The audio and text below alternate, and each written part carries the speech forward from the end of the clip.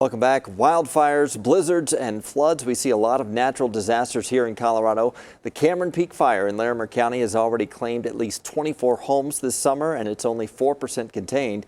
Denver 7's Jason Luber and AAA's Skyler McKinley sat down to discuss the importance of being prepared. So, Skyler, when we get prepared for a natural disaster, there's probably more I should be doing than just putting new batteries in the flashlight. What supply should Coloradans keep at home just to prepare for a natural disaster? Yeah, so you're going to want an emergency kit, which you check a couple times per year. Now's a good time to do it. And that should be everything that you need if you're going to have to shelter in place or, God forbid, you're asked to evacuate because of a wildfire or flood or something like that. So that's going to be a fully stocked first aid kit. It's going to be a battery-powered or hand-cranked radio so that you can get news that you might need in the event that you lose power. You're going to want extra batteries. You're going to want an operating flashlight. But then it's going to be things that you might not think of. You're going to want a can opener. You're going to want to ask your pharmacist.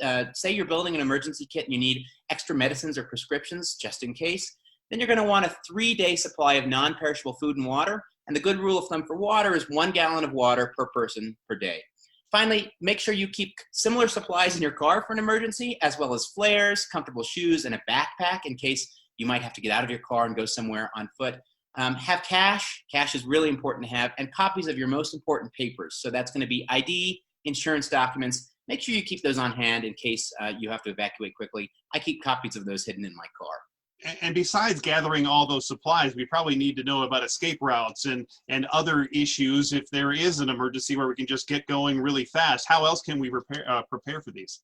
Yeah, so just make sure that you know what evacuation routes look like for your neighborhood, especially if you're in an area that's at that kind of wild exchange area, right? So an area that's affected by wildfires or floods.